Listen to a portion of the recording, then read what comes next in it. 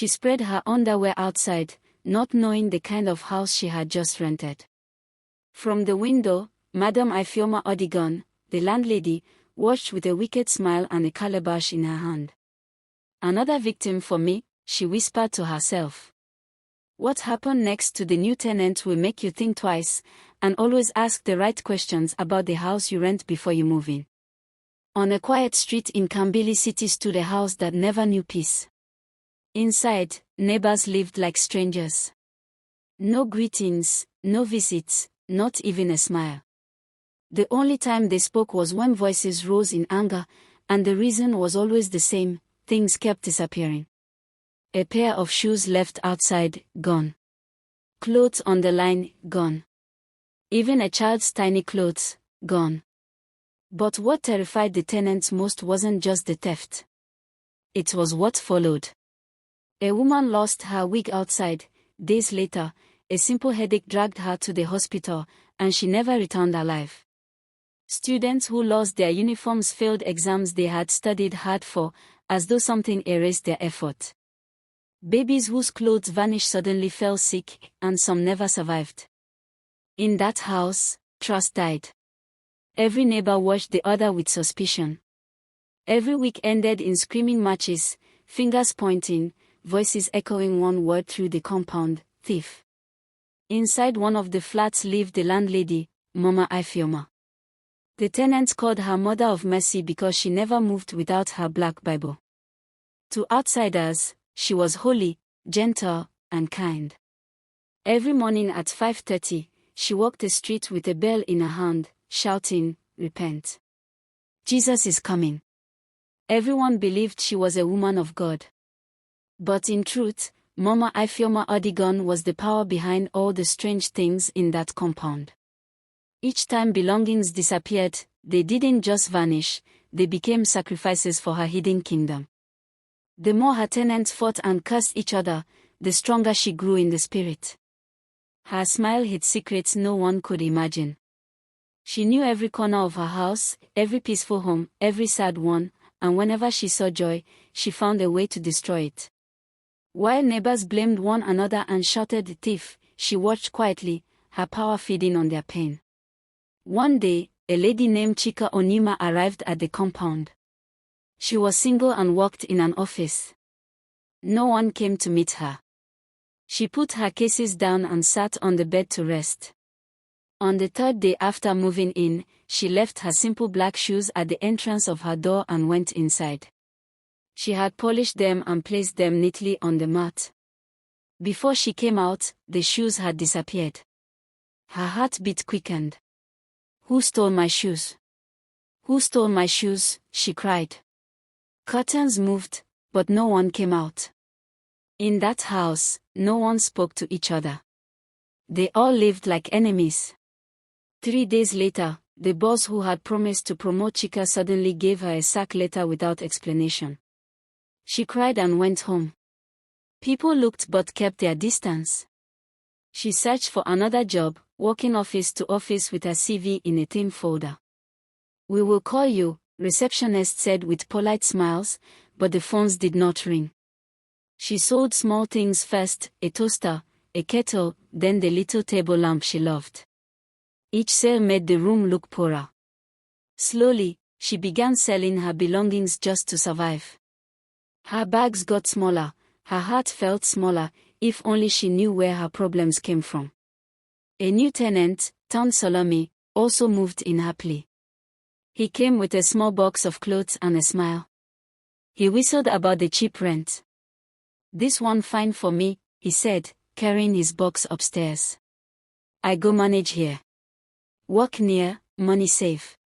He was full of plans and told his friends about the new place over the phone. A week later, he came home during heavy rain, soaked through. He took off his wet clothes and spread them outside on the line. When he came back, the line was empty. The peg swung, water dripped from nothing. Rage tightened his chest. "Who stole my clothes?" he shouted into the silence. Someone muttered the thieves had struck again, but no one said who. That night, when he was with his girlfriend in his room, something strange came over him. They were eating from a small bowl and talking about future plans. She laughed at a small joke and reached for his hand. Tom's face hardened. He grabbed her roughly. "Tom, what's happening?" she asked, frightened. He struck her, then struck again. Laughter turned to screams. He hit her until her body lay still on the floor. Blood came, the room smelled of iron. He rushed her to the hospital, hands trembling. Doctors worked quickly. One hand was broken, one eye badly damaged. Nurses wrapped her and called the police. "I don't know what happened," he repeated to the officers. But the law did not wait for reasons. They took his name and walked him away in handcuffs. He went from court to prison. His pride and joy from the first days in the compound were gone. Another day, a couple, Connor Ajayi and Adesewa Ajayi, arrived with a small truck carrying their bed, a table, and a few boxes. Their faces glowed with hope. Connor carried the mattress upstairs while Adesewa hugged a basket of plates. They had been married for 6 years without a child, and Adesewa was 2 weeks pregnant. They held hands tightly as they climbed the steps, laughing softly as they arranged their things. The boxes smelled of new soap. Their dreams were big, and for the first time in a long while, they felt luck on their side. They were happy to find a cheap apartment and quickly moved in. Neighbors peeked through windows, whispering, "New people again."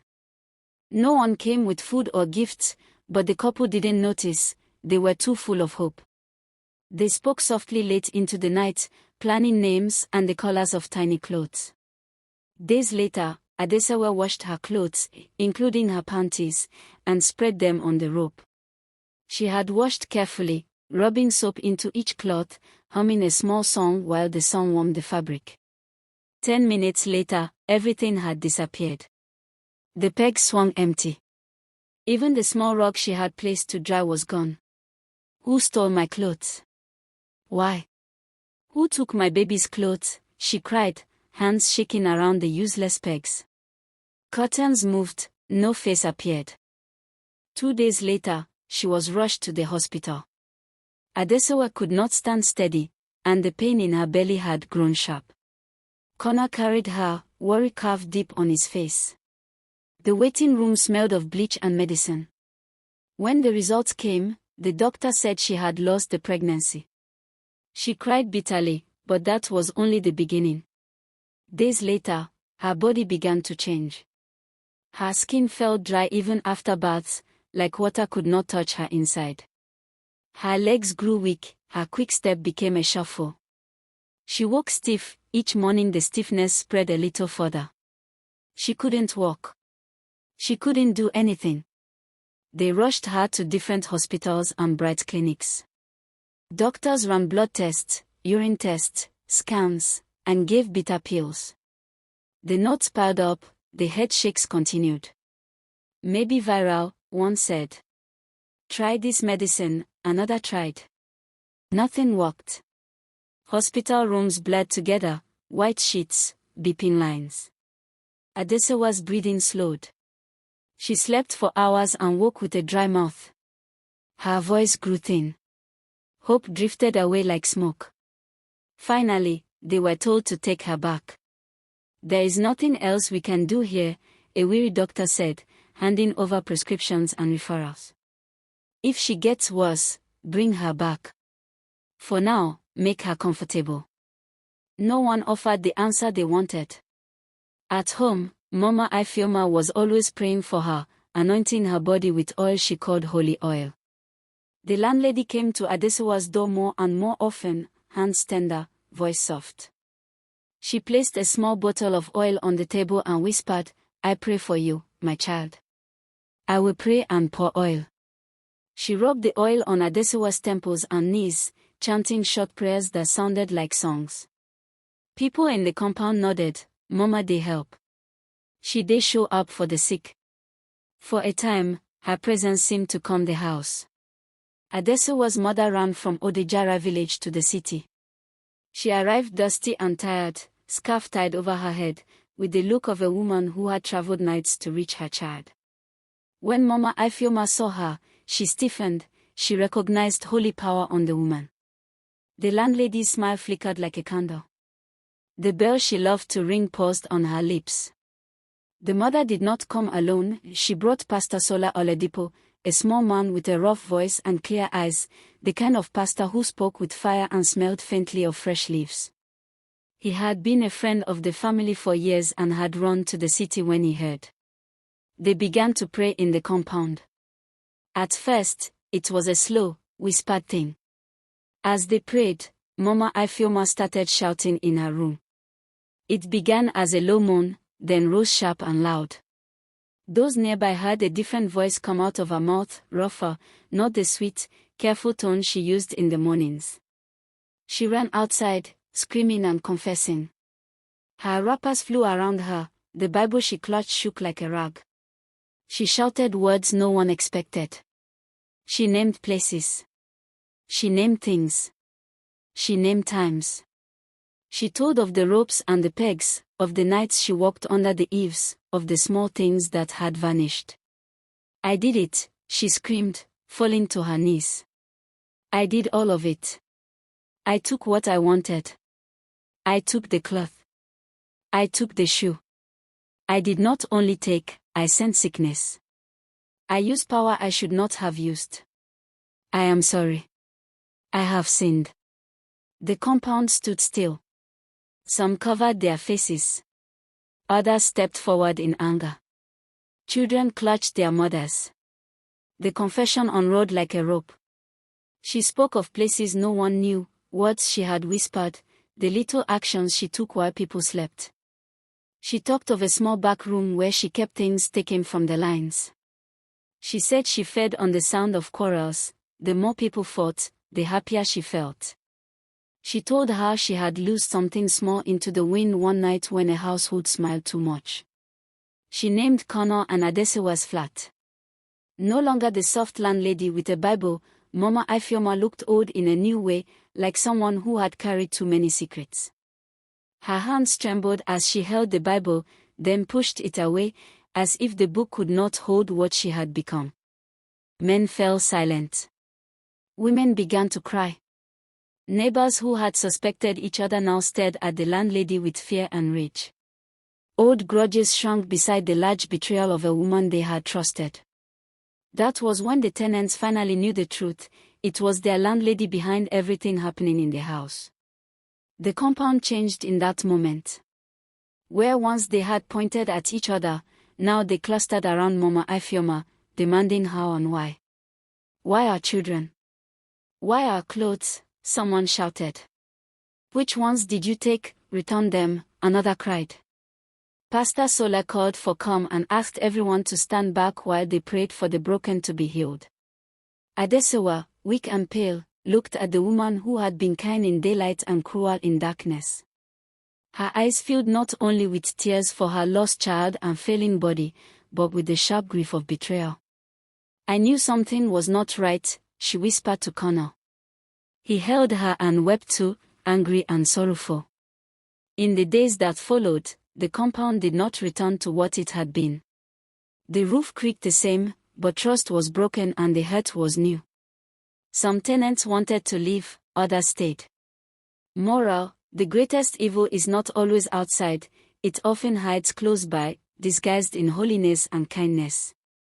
The tenants wasted their strength fighting one another while the true destroyer, Mama Ifeoma Odigon, pretended to be a saint. Fear and suspicion gave her more power. Not everyone who carries a Bible or speaks the language of God has a clean heart. When a community allows division to replace love, darkness thrives. The devil doesn't always come with horns, sometimes it comes smiling, pretending to pray. Above all, know the kind of house you rent. Some houses are not just buildings, they carry spirits that can destroy lives. Thanks for watching. Please subscribe to my YouTube channel for more African story.